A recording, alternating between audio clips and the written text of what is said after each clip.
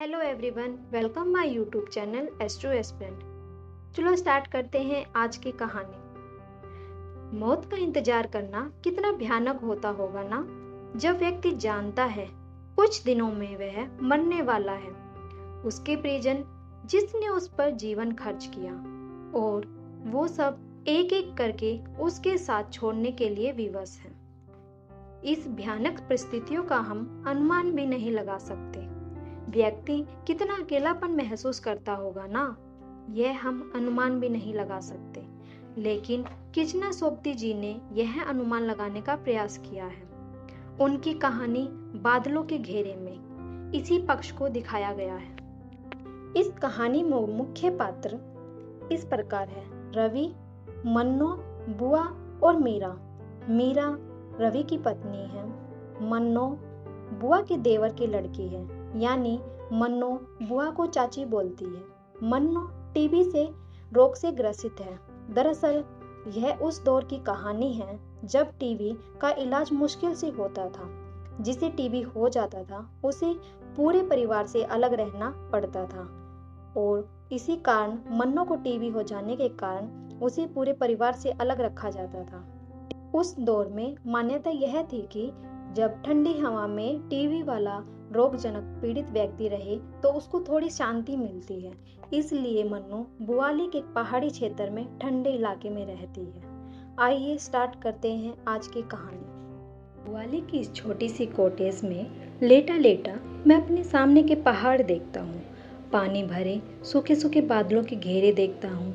बिना आंखों के भटक भटक जाती धुंध के निष्फल प्रयास देखता हूँ, और फिर लेटे लेटे अपने तन का पतझार देखता हूँ। सामने पहाड़ के रूखे हरियाले में रामगढ़ जाते हुई पगडंडी मेरी बाहों पर उभरी लंबी नसों की तरह चमकती है।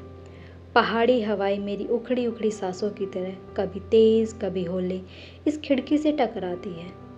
पलंग पर बिछी चादर और उस पर पड़े कंबल से लिपटी मेरी देह चूने किसी कच्ची तरह की तरह घुल घुल जाती है, और बरसों के ताने बानों से बुने मेरे प्राणों की धड़कनें हर क्षण बंद हो जाने के डर में झुक जाती है।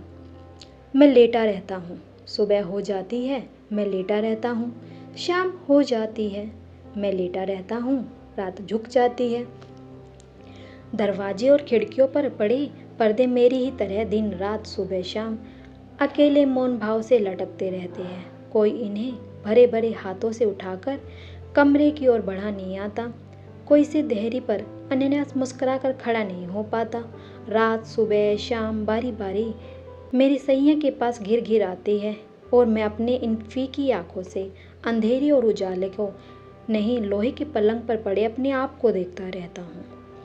अपने छूटते छूटते तन को देखता हूँ और देखता रह जाता हूँ। आज इस तरह जाने के सिवाय मेरे पास और कुछ भी नहीं है मेरे वश में। सब अलग जा पड़ा है। अपने कंधों से जुड़ी अपनी बाहों को देखता हूँ। मेरी बाहों में लगी वे भरी भरी बाहें कहाँ हैं? कहाँ है वे सुगंध भरे केस जो मेरे वक्ष पर बिछ बिछ जाते थे? कहाँ है वे रस भरे अधर जो मेरे रस में भीग जाते थे? सब था मेरे पास, बस मैं आज सा नहीं था। जीने का संग था, सोने का संग था, और उठने का संग था।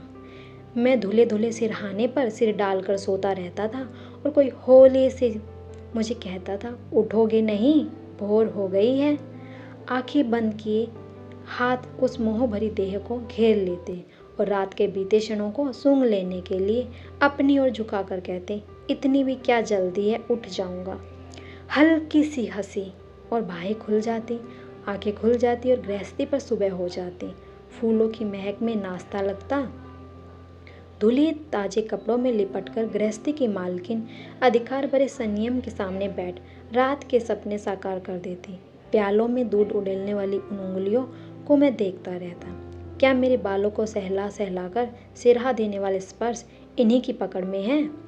आंचल को थामे आगे की ओर उठा हुआ कपड़ा जैसे दोनों की ओर मिठास को संभालने को सतर्क रहा, जैसे मिठास को संभालने को सतर्क रहा।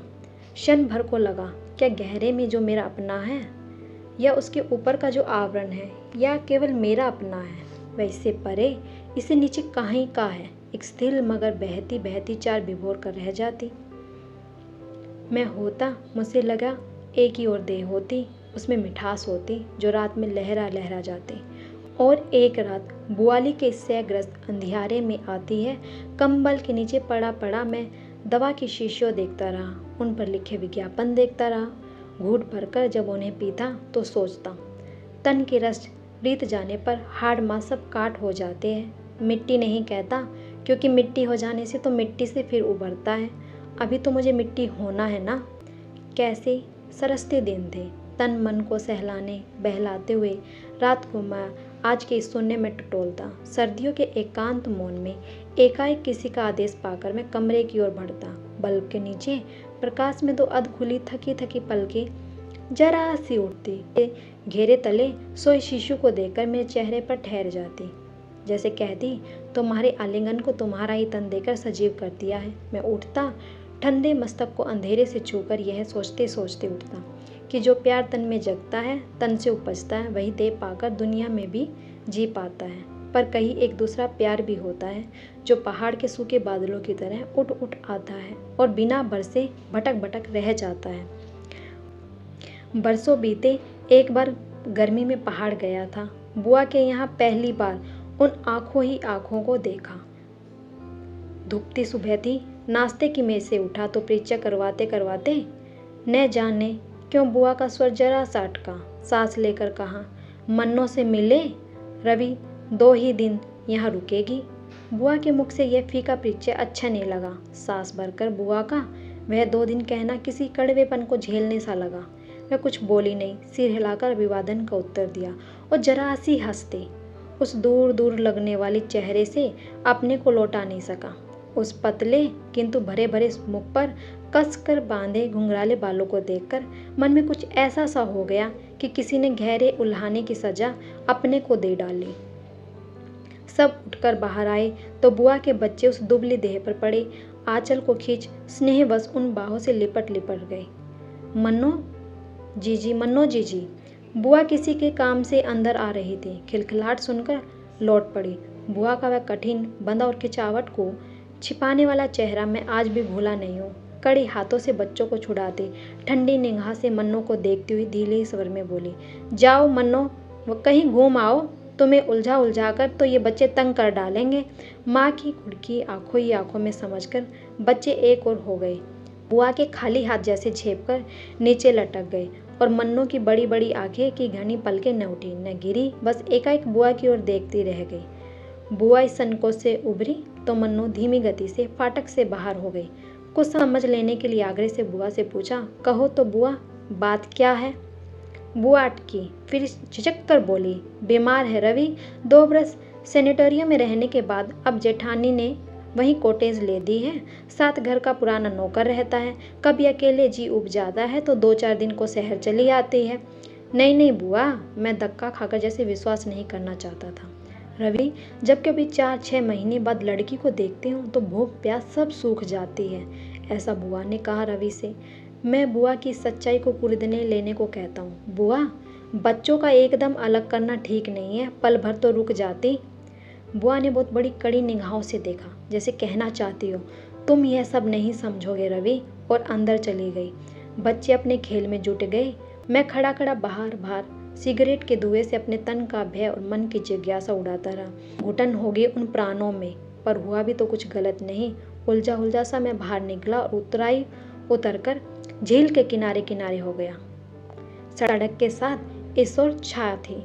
उछल उछल आती पानी की लहरें कभी धूप से रुपलती जाती। देवी के मंदिर के आगे पहुंचा तो रुका। जंगले पर हाथ उठाकर बुआ के घर की दिशा में देखता हूँ। चीना की चोटी अपने पहाड़ी सेम से सिर उठाकर सदा की तरह सीधी खड़ी है। एक ढलती सी पथरीली ढलान को उसने जैसे हाथों से थाम रखा है। और मैं नीचे उस सड़क पर खड़े खड़े सोचता हूँ कि सब कुछ रोज जैसा है, केवल मन से उबर उबर आती वो 2 आंखें नहीं है, और उन दोनों आंखों के पीछे की बीमारी जिसे कोई छू नहीं सकता, कोई उभार नहीं सकता। घर पहुंचता हूँ तो बुआ बच्चों को लेकर कहीं बाहर चली गई थी। कुछ देर ड्राइंग रूम में बैठकर बुआ के हाथों द्वारा बनाई गई सजावट को देखता हूँ। कीमती फूलदान में लगी पहाड़ी झाड़ियां सुंदर लगती है। कैबिनेट में बड़ी फ्रेम में लगी सह-परिवार चित्र के आगे खड़ा तो बुआ के साथ खड़े फूफा को देखकर सोचता रहता हूँ कि बुआ के लिए इस चेहरे पर कौन सा आकर्षक है जिससे बंधी वह दिन रात वर्ष मार्स अपने को निभाती चली आती है। पर नहीं, बुआ के ही घर में होकर यह सोचना मन के शील से परे है। झिझक कर ड्राइंग रूम से निकलता हूँ और अपने कमरे की सीढ़ियां चढ़ जाता हूँ। सिगरेट चलाकर झील की दक्षिणी किनारे पर खुलती खिड़की को बाहर देखने लगता हूँ। हरे पहाड़ों के छोटे बड़े आकारों में टीन की लाल लाल छतें और बीच बीच में मटियाली पगडंडियां। बुआ खाने तक लौट आएगी और मन्नो भी तो देर तक बैठा बैठा किसी पुराने अखबार के पन्ने पलटता रहा। बुआ लौटी नहीं। घड़ी की टन टन के साथ नौकर ने खाने के लिए अनुरोध किया। खाना लोगे साहब? बुआ कब तक लौटेगी? रवि ने पूछा। खाने को तो मना करके गई है मालकिन। कथन के रहस्य को इन अर्थहीन सी आंखों में पढ़े जाने की कोशिश में रहता हूँ। और जो मेहमान है, नौकर तत्परता से सर झुकाकर बोला, आपके साथ नहीं साहिब, वह अलग से ऊपर कमरे में खाएगी। मैं एक लंबी सी सांस भरकर जले सिगरेट के टुकड़े को पैर के नीचे कुचल देता हूँ। शायद साथ खाने के डर से छुटकारा पाने पर, शायद साथ न खाना सकने की व्यवस्था पर। उसी दिन खाने की मेज पर अकेले खाना खाते खाते क्या सोचता रहा आज तो याद नहीं, बस इतना याद है, कांटे छुरी से उलझता बार बार मैं बाहर की ओर देखता रहा। तभी मीठा कोर मुंह में लेते ही घोड़े की टाप सुनाई दी। ठिठक कर सुना, सलाम साहिब। धीमी मगर सधी आवाज, 2 घंटे तक पहुंच सकोगे ना? जी हुजूर। सीढ़ियों पर आहट हुई और शायद अपने कमरे तक पहुंचकर खत्म हो गई। खाने के बर्तन उठ गए पर मैं नहीं उठा मेज से। दोबारा कॉफी पी लेने के बाद भी मैं वहीं बैठा रहा। एकाएक मन में आया कि किसी के छोटे से परिचय से मन में इतनी दुविधा उपजा लेना कम छोटी दुर्बलता नहीं है। आखिर किसी से मिल ही लिया हूं तो उसके लिए ऐसा इतना सोचना, क्या ये बात सही है? घंटे भर बाद मैं किसी की पैरों चली सीढ़ियों पर ऊपर चढ़ा जा रहा था। खुले द्वार पर पर्दा पड़ा था। होली सी थाप थी। चले आइए, अंदर से आवाज आई। पर्दा उठाकर देहरी पर पांव रखा। हाथ में कश्मीरी सोल लिए मन्नो सूटकेस के पास खड़ी थी। देखकर चौंकी नहीं, सहज स्वर में कहा, आइए। फिर सोफे पर फैले कपड़े उठाकर कहती है, बैठिए। बैठते बैठते सोचा, बुआ के घर में सबसे अधिक सजा और साफ कमरा यही है। नया नया फर्नीचर, कीमती पर्दे और इन सब के हल्के पीले कपड़ों में लिपटी मन्नो। अच्छा लगा। बात करने को कुछ भी न पाकर, आप लंच तो? जी मैं कर चुकी हूँ। और भरपूर मेरी आंखों की ओर देखती रही। मैं जैसे कुछ कहलवा लेने की कहता हूँ, बुआ तो कहीं बाहर गई है। सिर हिलाकर मन्नो शॉल की तह लगाती है और सूटकेस में रखते रखते कहती है, शाम से पहले ही नीचे उतर जाऊंगी। बुआ से कहिएगा एक दिन को ही आई थी, बुआ तो आती ही होगी। इसका उत्तर न शब्दों में आया न चेहरे पर। कहते कहते एक बार रुका, फिर न जाने कैसे आग्रह से कहा, एक दिन और नहीं रुक सकोगी? वह कुछ नहीं बोली, बंद करते सूटकेस पर झुकी रही। फिर पल भर बाद स्नेह भरे हाथों से अपने बालों को छुआ रस कर कहा, क्या करूंगी यहाँ रुककर? बुआली के इतने बड़े गांव के बाद यह छोटा सा शहर मन को भाता नहीं है। छोटी सी खिलखिलाहट, उकड़भाट से भरे परे का व्यंग आज इतने वर्षों के बाद वैसे ही, बिल्कुल वैसे ही सुन रहा हूँ। वही शब्द, वही हंसी, वही पीली सी सूरत। हम संग संग नीचे उतरे। मेरी बाह पर मन्नो का कोट था। नौकर और माली ने झुककर सलाम किया और अतिथि ने इनाम पाया। साइस ने घोड़े को थपथपाया। हुजूर चढ़ेंगे? उड़ती उड़ती नजर उन आंखों की बाहों पर लटके कोट पर अटके।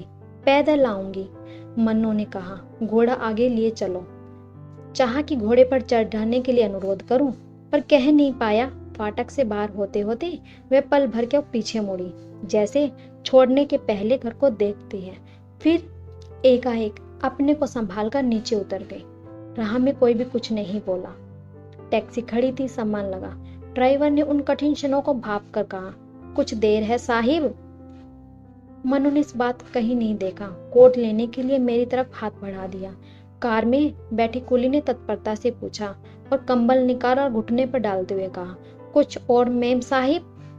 घुंघराले छाधीली सी होकर सीट के साथ जाटे की, घुटनों पर पतली सी विवश बाह फैलते हुए धीरे से कहा, नहीं नहीं, कुछ और नहीं, धन्यवाद। अध खुले कांच में से अंदर झांका। मुख पर थकान के चिन्ह थे, उनमें मछली मुख कंगन थे। आंखों में क्या था मैं पढ़ नहीं पाया। वही पीली पतझड़ी दृष्टि उन हाथों में जमी थी जो कंबल पर एक दूसरे से लगे मौन पड़े थे। कार स्टार्ट हुई। मैं पीछे हटा और कार चल दी। विदाई के लिए न हाथ उठा न उधर उछली। मोड़ तक पहुंचने के लिए पीछे के शीशे में सादगी से बंधे बालों के रिबन को देखता रहा और देर तक धड़धीले धन्यवाद के गुण सुनता रहा। नहीं नहीं, कुछ और नहीं। वे पल अपनी कल्पना से आज भी मैं लौटता हूँ तो जो जी को पता नहीं क्या हो जाता है। उस कार को भगा ले जाने वाली सूखी सड़क से घूमकर मैं ताल के किनारे किनारे चला जाता हूँ। अपने को समझाने बुझाने पर वह चेहरा, वे बीमार मन से नहीं उतरता। रुक रुक कर थक जाग कर जाता हूँ और दिन भर की चढ़ाई के बाद घर पहुँचता हूँ। उसे याद कर आज भी निढाल हो जाता हूँ। घर पहुँचा, बरामदे में कुली फर्नीचर निकाल रहे थे। मन को धक्का लगा। उस मन्नों के कमरे की सजावट सुख सुविधा सब किराए पर बुआ ने जुटाए थे। दोपहर में बुआ के प्रति जो कुछ जितना भी अच्छा लगा था सब उल्टा हो गया था। आगे बढ़ा तो द्वार पर बुआ खड़ी थी। संदेह से मुझे देखा और पास होकर फीके गले से कहा, रवि मुंह हाथ धो डालो, सामान सब तैयार मिलेगा, वहां जल्दी से लौटेंगे, न चाय लगने को ही है। चुपचाप बाथरूम में पहुंचा। सामान सब था। मुंह हाथ धोने से पहले गिलास में धक्कर रखे गर्म पानी से गिलास साफ किया। ऐसा लगा किसी की घुटी घुटी जकड़ से बाहर निकल गया हूँ। कपड़े बदलकर चाय पर बैठा। बच्चे नहीं, केवल बुआ थी। बुआ ने चाय उड़ेली और प्याला आगे कर दिया। बुआ ने जैसे सुना ही नहीं। बुआ, पल भर के लिए अपने ही कुछ ऐसा लगा कि किसी और को पुकारने के लिए बुआ को पुकार रहा हूँ। बुआ ने विवश और आंखें उठाकर देखा। समझ गई कि बुआ चाहती है कुछ कहूँ नहीं, पर मैं रुका नहीं। बुआ, 2 दिन की मेहमान तो 1 दिन में चली गई। सुनकर बुआ चम्मच से अपनी चाय हिलाती रही, कुछ बोली नहीं। इस मौन से मैं और भी निर्दयी हो गया। कहती है बुआ से कहना कि मैं 1 ही दिन के लिए आई थी। इसके आगे बुआ जैसे कुछ और सुन ही नहीं सकी। गहरा लंबा श्वास लेकर आंखों से मुझे देखा। तुम कुछ और नहीं कहोगे रवि? और चाय का प्याला वही छोड़ कमरे में बाहर आ गई। उस रात दौरे से फूफा के लौटने की बात थी। नौकर से पूछा तो पता लगा 2 दिन के बाद आने का तार आ चुका है। चाहा एक बार बुआ के कमरे तक हुआ हूं, पर संकोच वंश पाव उठे नहीं। देर बाद सीढ़ियों में अपने को पाया तो सामने मन्नों का खाली कमरा था। आगे बढ़कर बिजली जलाई, सब खाली, न पर्दे न फर्नीचर और न मन्नों। एकाएक अंगीठी में लगी लकड़ियों को देखा। मन में आया आज वह यहाँ होती तो रात देर तक इसके पास यहीं बैठी रहती और शायद इसी तरह अब यहाँ आया हूँ उसके पास आता उसके और सोचता रहता है ये सब मैं क्या सोच रहा हूँ, क्यों सोच रहा हूँ मैं ये। किसी अंधेरे भर से घबरा कर नीचे उतर आया। खिड़की से बाहर देखा, चारों तरफ अंधेरा था। सिरहाना खींचा, बिजली बुझाई और बिस्तर पर पड़े पड़े बुआली की वह छोटी सी कॉटेज देखता रहा जब तक मन्नो वहां पहुंच भी गई होगी। रवि, मैं चौंका नहीं। बुआ का स्वर आया।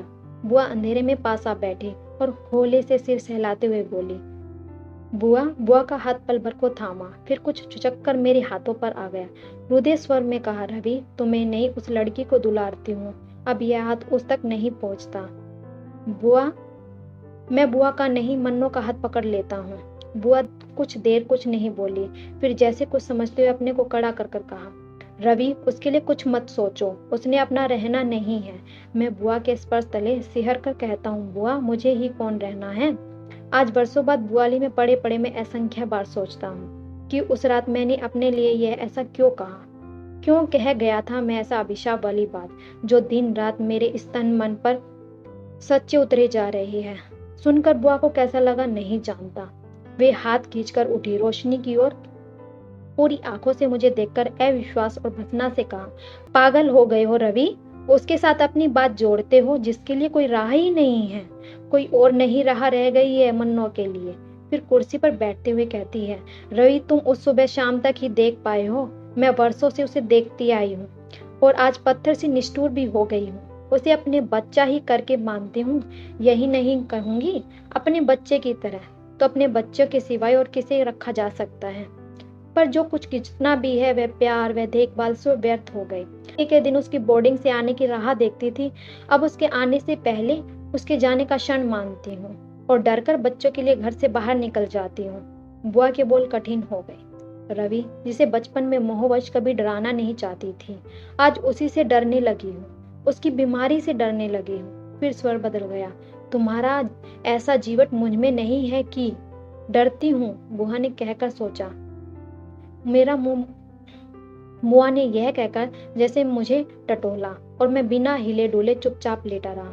बुआ असमंजस में देर तक मुझे देखती रही, फिर जाने की उठी और रुक गई। इस बार स्वयं में आग्रही चेतावनी थी। रवि, कुछ हाथ नहीं लगेगा। जिसके लिए सब राह रुकी हो उसके लिए भटकते नहीं हैं, मान जाओ। पर उस दिन बुआ की बात मैं समझना नहीं चाहता था, चाहने पर भी नहीं समझ पाया। अगली सुबह चाहा कि घूम घूम कर दिन बिता दूं।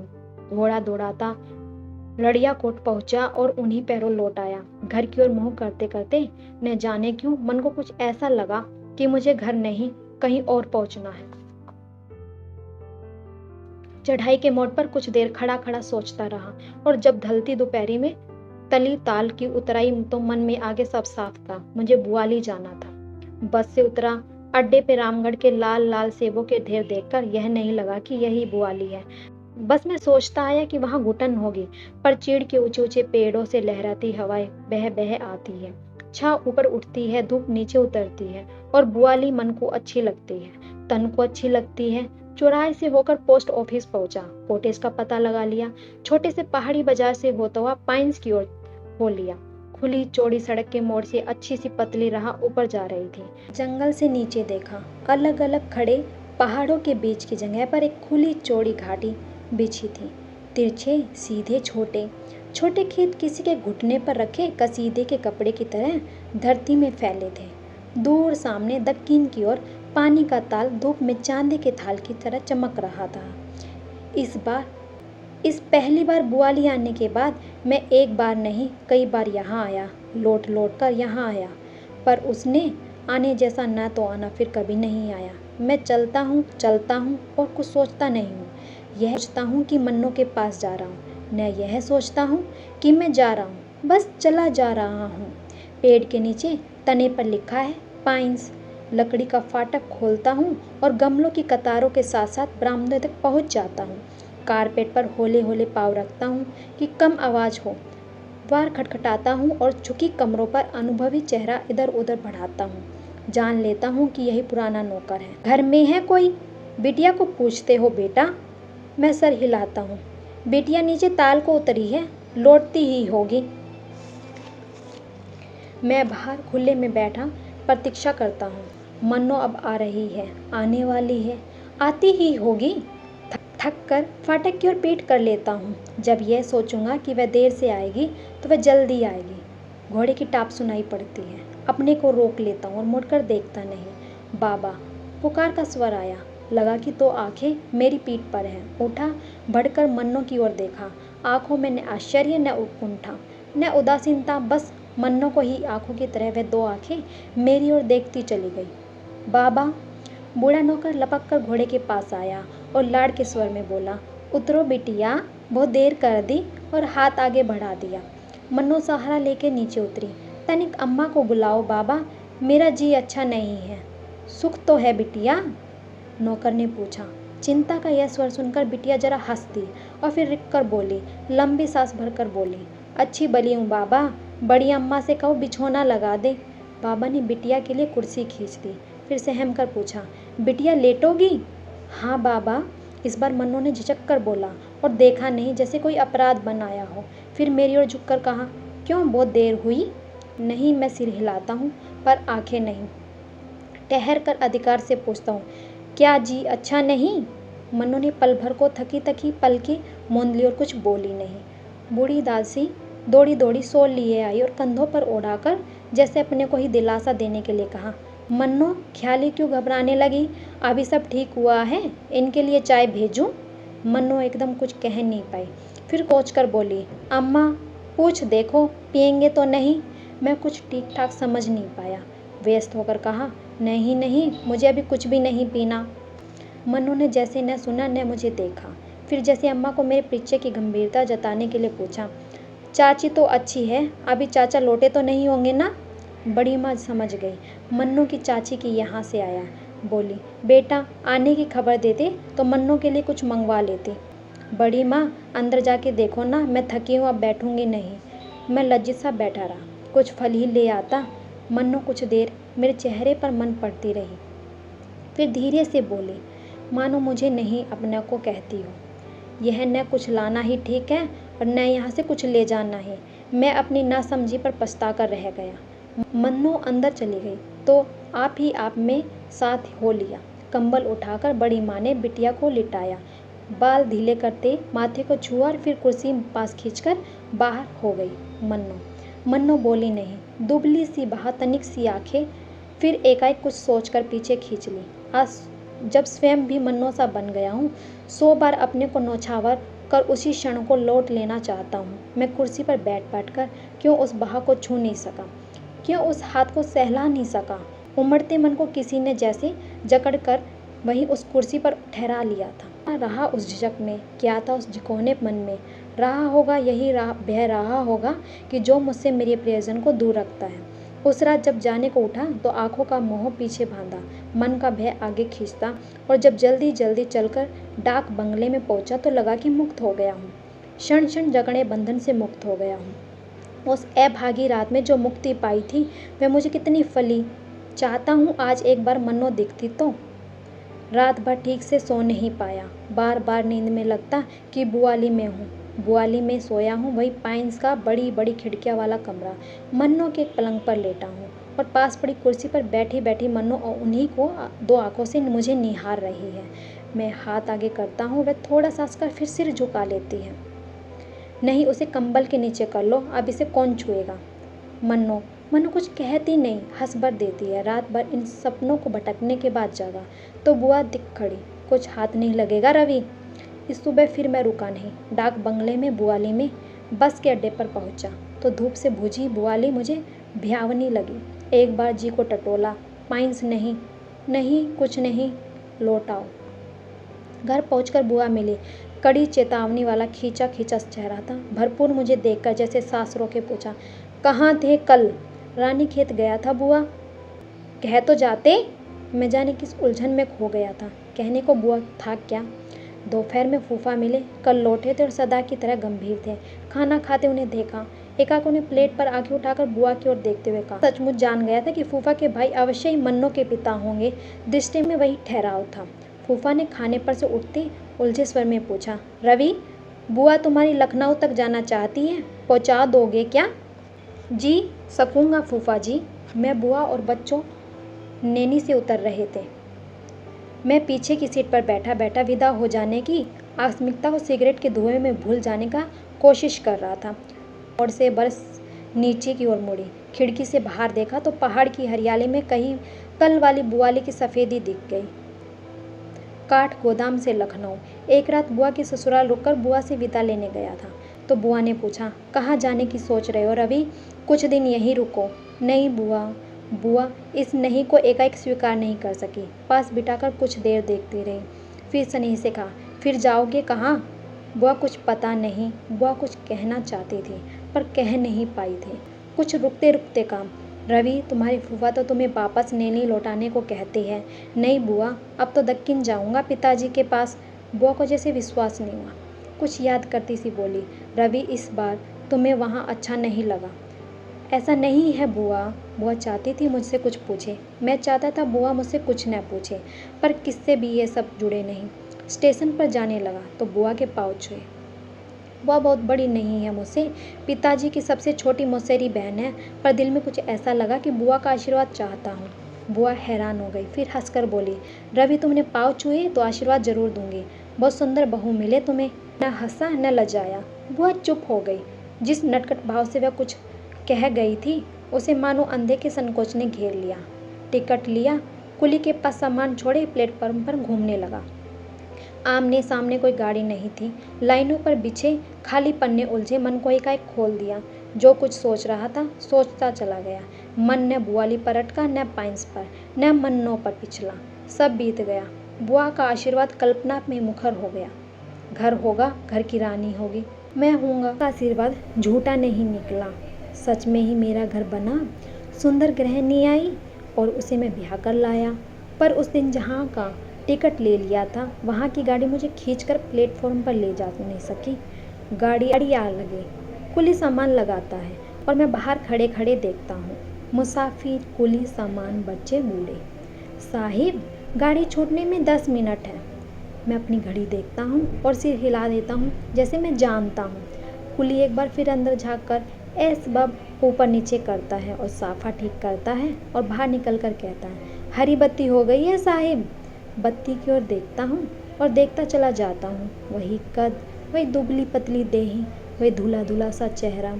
वही आवेश से कहता हूँ, कुली सामान उतार लो। साहिब जल्दी करो जल्दी। कुली मेरे सामान के पास है, टिकट वापस कर नया ले आया। स्टेशन से फल के टोकरे बंधवाए, चाय पी ली, बरेली के लिए गाड़ी में जा बैठा। जहाँ मुझे जाना है वहीं जाकर रहूँगा। जब मैं ही नहीं रुकता तो मुझे कौन रोकेगा और क्यों रोकेगा। घर में आने लॉन में बैठा सर्दियों की ढलती धूप में अलसा रहा हूँ। अंदर से माँ निकली और पास बैठते हुए कहा, बेटा इस बार छुट्टी में आ ही गए हो तो ठहर जाओ ना, बार बार इनकार करना अच्छा नहीं लगता।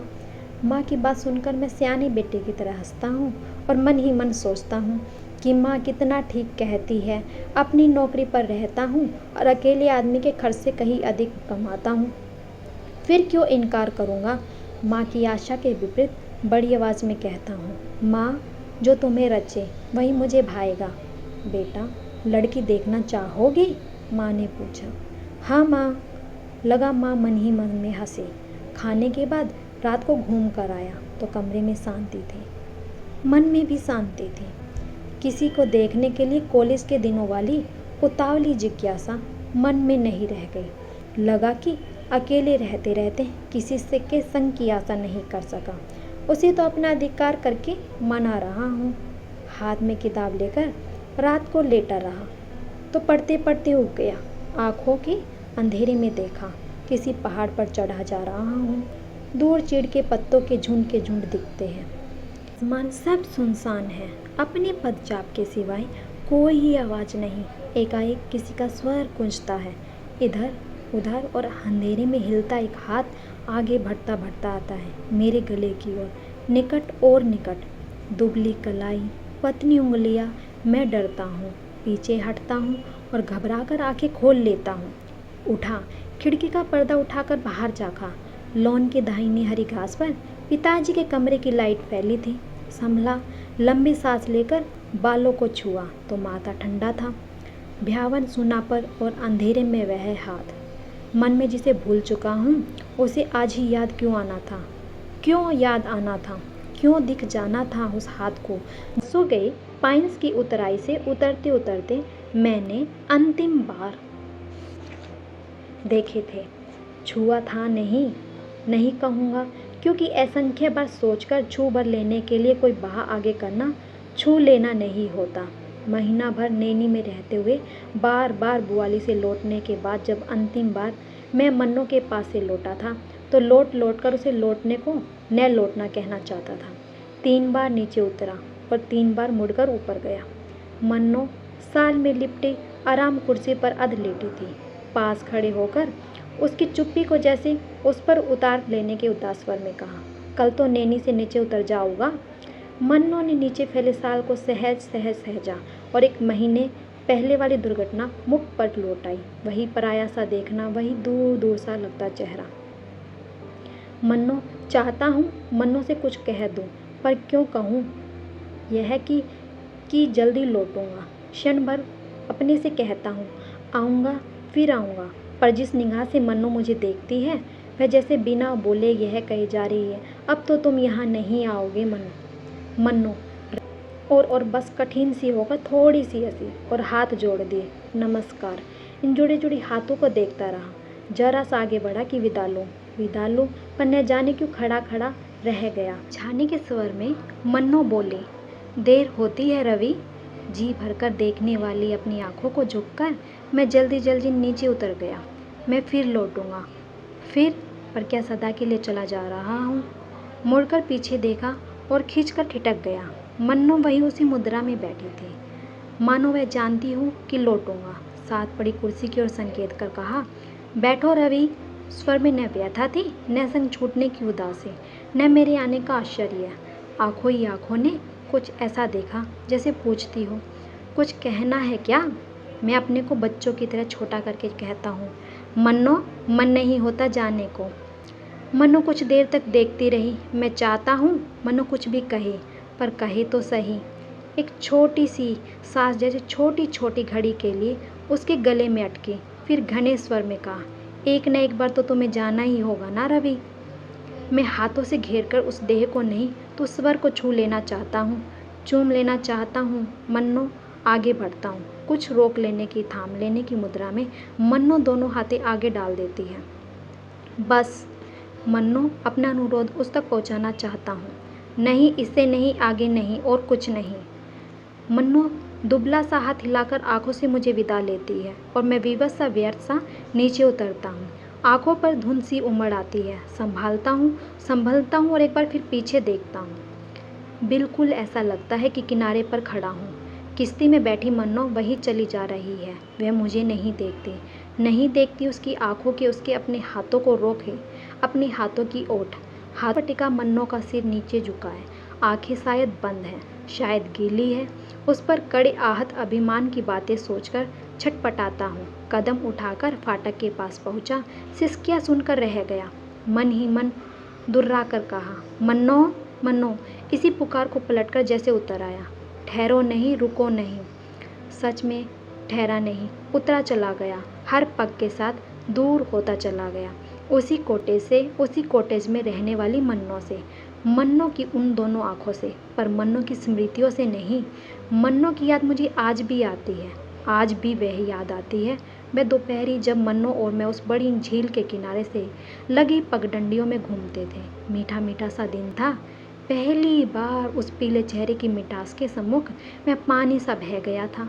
एकटक उन घुंघराले बालों को देखता रहा और देखता रह गया था शॉल में लिपटे उन कंधों को, जो पैरों की धीमी चाल से थक कर झुक जाते हैं।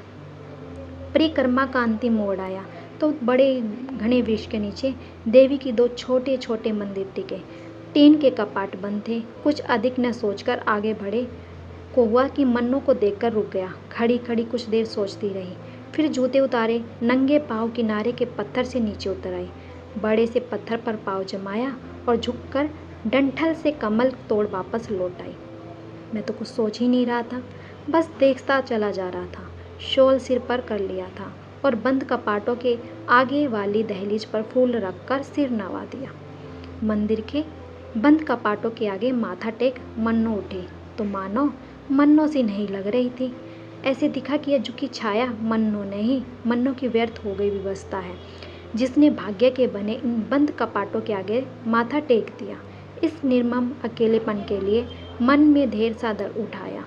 बहते स्वर में कहा, दर्शन करने का मन है मन्नो तो किसी से पुजारी का स्थान पूछ लो।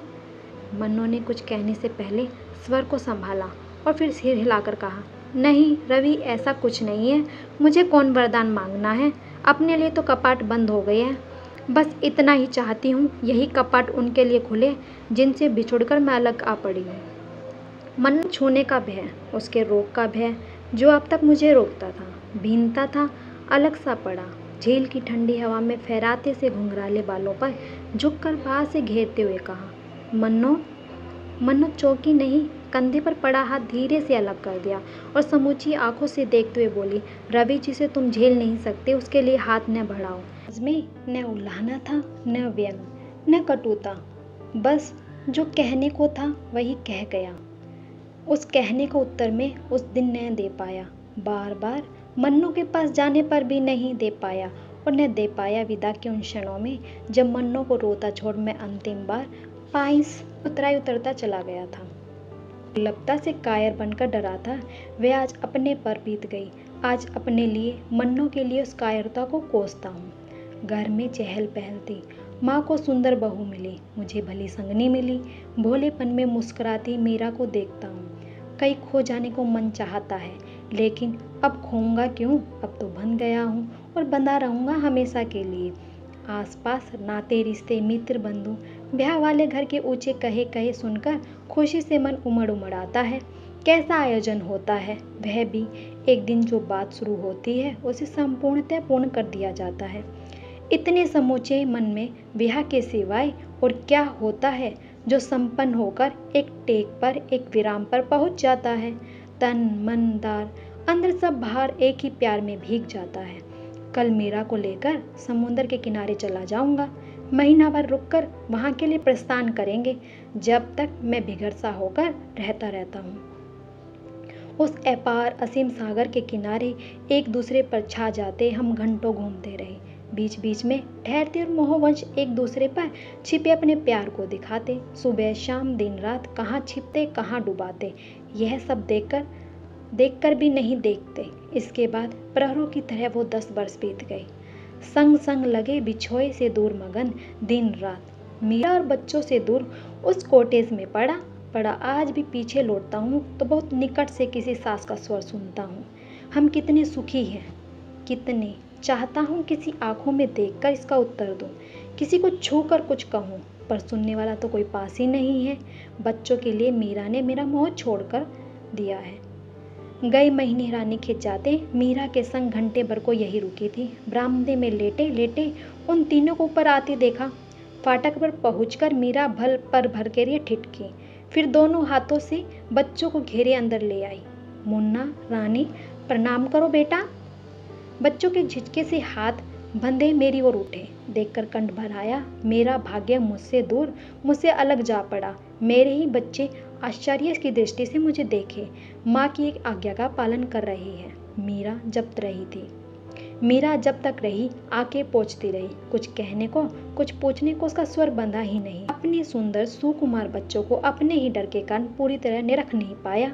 केवल मीरा की ओर देखता रहा कि जो आज मुझे मिलने आई है उसमें मेरी पत्नी कहाँ है वह जो सचमुच मेरी थी। भरी आंखों से मीरा की कलाई की घड़ी देखने की निठुराई से आहत हो मैं फटी रूखी दृष्टि से फाटक की ओर देखने लगा कि मेरे परिवार ही कुछ क्षण में मुझे यह अकेला छोड़ मुझसे दूर चला जाएगा। एक बार मन हुआ कि बच्चों को पकड़ने वाली उन 2 बाहों को अपनी ओर खींच कर कहूँ, मैं तुम्हें नहीं जाने दूंगा। पर बच्चों की छोटी छोटी आंखों का अपरिचय उस आवाज को दूर तक काटता चला गया। चौंक कर देखा, मीरा पास आकर झुकी और अंधेरे से मस्तक छूकर होले से पीछे हट गई। उठ बैठा कि एक बार प्यार दूं, एक बार प्यार लूं कि हाथों में मुंह छिपा रोते रोते मीरा इन भाव से आ लगी। मीरा की आंखें भीगी, अपनी रोती आंखों को पोंछकर आसपास देखा। टूटा बांध सब कुछ बह ले गया। न पास मीरा थी न बच्चे। तकियों के सहारे से ऊंचा करके देखा, उतराई के सिर मोड़ पर तीनों चले जा रहे थे। मीरा मेरी ओर पीठ मोड़े आगे की ओर झुकी। बच्चों को एक दूसरे की उंगली पकड़े कभी माँ को देखते कभी राह को। साथ होके प्रतीक्षा करता रहा, पर किसी ने पीछे नहीं देखा, न मीरा ने न बेटे ने। केवल छोटी रानी के बालों में गुंदा गुलाबी रिबन देर तक हिल कर मेरी आंखों से कहता रहा, पापा हम चले गए, पापा हम चले गए।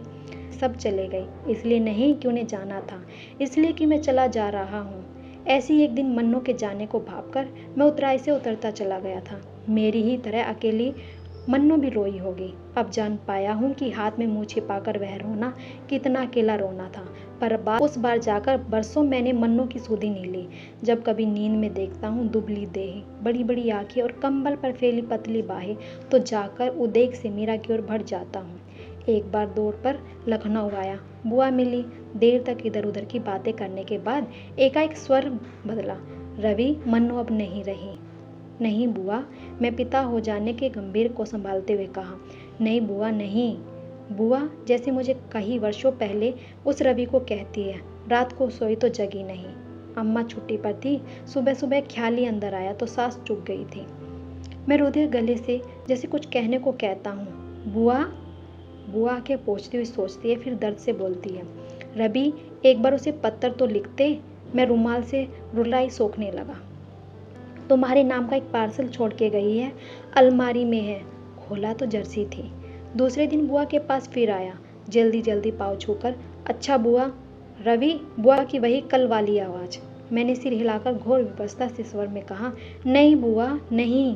बुआ समझ गई मैं कुछ जानता नहीं, पर जैसे मन ही मन मन्नों के लिए टूट कर बोला, यही बार बार सोचती हूँ कि जिसके प्यार को कोई छू ना सके, ऐसे दुर्भाग्य से उसे क्या मिला और क्यों मिला। लखनऊ से लौटकर मैं कई दिनों से मन्नू को उतार नहीं पाया। यही देखता कि पाइस में कुर्सी पर बैठा वह मेरे लिए जर्सी तैयार कर रही थी। वही हाथ, वही दृष्टि। दिन साल भर में बीमार रहने के बाद मैं बवाली पहुंचा। वही चीड़ की ठंडी हवाएं, वही सुहानी धूप, वही बुआली और वही मैं। पर इस बार किसी का पता करने मुझे पोस्ट ऑफिस की ओर नहीं जाना था। पाइस के सामने वाले पहाड़ पर किसी अभिशाप से बनी कॉटेज में पहली बार सोया तो भर भर आते कंठ रात भर एक ही नाम पुकारता, मन्नो मन्नो। आज वह होती तो। हर रोज सुबह उठते बरामदे में पाइस देखता हूँ, मन ही मन कहता हूँ, मन्नो मन्नो। जिस मीरा को मैंने वर्षों जाना वह आज पास सी नहीं लगती, अपनी सी नहीं लगती। उसे मैंने छू छू कर छुआ, पर अब मुझे उसे मोह नहीं, उसे प्यार की उलझन आती है तो मीरा नहीं, मन्नू की आंखों से लगती है मुझे। खिड़की के सामने लेटे लेटे अकेलेपन से घबराकर जब मैं बाहर देखता हूँ तो धुंध भरे बादलों के घेरे में घुंघराले बालों की वही चेहरा दिखाई देता है। वही पतला चेहरा, वही दुबला। आए दिन दवा के नए बदलते हुए रंग देखकर अब इतना तो जान गया हूँ कि इस टूटते टूटते मन को बहुत देर तक भटकना होगा। एक दिन खिड़की से बाहर देखते देखते इन बादलों के घेरे में समा जाऊंगा, इन्हीं घेरे में। अगर आपको मेरी वीडियो पसंद आई हो तो मेरे चैनल को सब्सक्राइब करें, लाइक करें, कमेंट करें। Thank you.